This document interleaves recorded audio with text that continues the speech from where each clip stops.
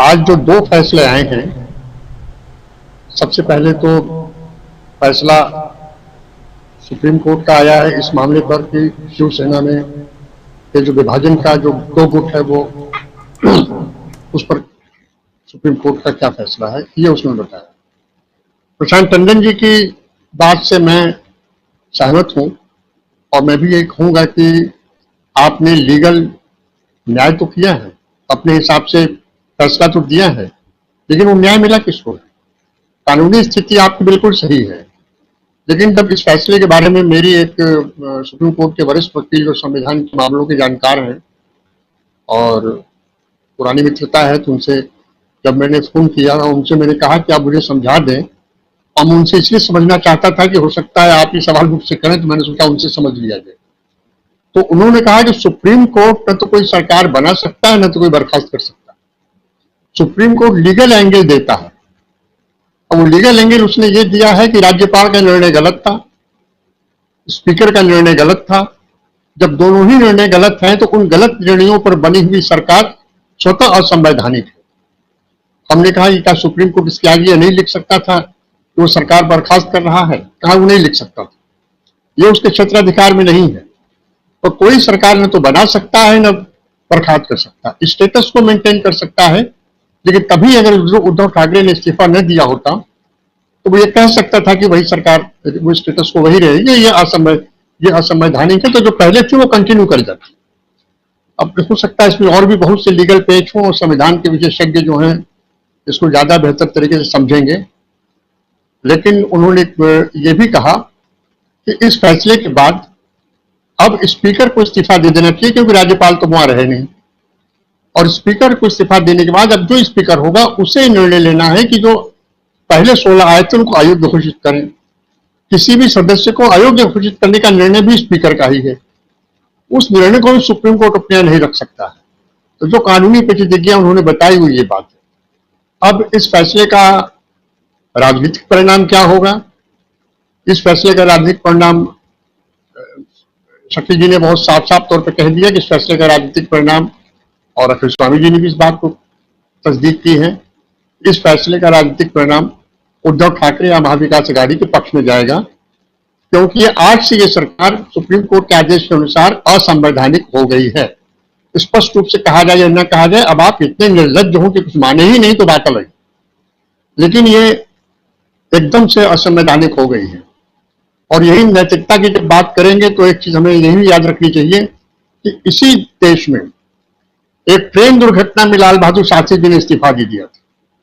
न वो गाड़ी चला रहे थे, न वो सिग्नल मैन थे, वो कुछ भी नहीं थे, लेकिन वो नैतिकता का चरम था। हमने नैतिकता का चरम देखा है, तो हमने नैतिकता के पतन का भी चरम आज देख रहे हैं, सबसे नीचे भी आ जा रहे हैं। एक सरकार जिसे कि असंवैधानिक घोषित कर दिया गया है, राज्यपाल का निर्णय गलत है, स्पीकर का निर्णय गलत है, फिर सरकार कैसे सही हो सकती है? ऐसी स्थिति में निश्चित रूप से शिंदे को इस्तीफा दे देना चाहिए और जनता से नया जनादेश लेने के लिए उनको जनता के पास जाना चाहिए, या केंद्र सरकार इसे बर्खास्त कर दे और राष्ट्रपति शासन लगा दे, क्योंकि सरकार तो असंवैधानिक है। और इस सरकार के जो भी निर्णय होंगे कल के दिन इसी आधार पर, ये भी उन्होंने बताया, मैं नहीं बता रहा हूं, ये भी उनका ही कहना है, कल सरकार के कोई भी निर्णय और महत्वपूर्ण निर्णय हुए तो इसी आधार पर कोई हाईकोर्ट सुप्रीम कोर्ट में जा सकता है कि साहब सरकार ये निर्णय कैसे कर रही है। तो बहुत सी पेचीदगियां, इस पेचीदगियों से बचने का एक ही आसान रास्ता है, एकनाथ शिंदे को इस्तीफा दे देना चाहिए।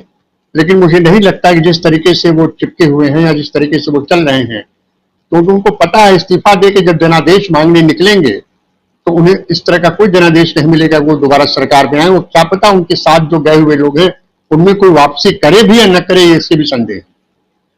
तो इस पर मेरा यही कहना है कि ऐसा फैसला है कि ऑपरेशन सफल रहा लेकिन मरीज मर गया, तो इस फैसले को तो मैं इस रूप में कह रहा हूं। दूसरी बात दिल्ली के बारे में आई। दिल्ली के बारे में साफ सी बात है, चुनी हुई सरकार है, जिसको जनता ने चुना है, उसकी जनता के प्रति जवाबदेही है।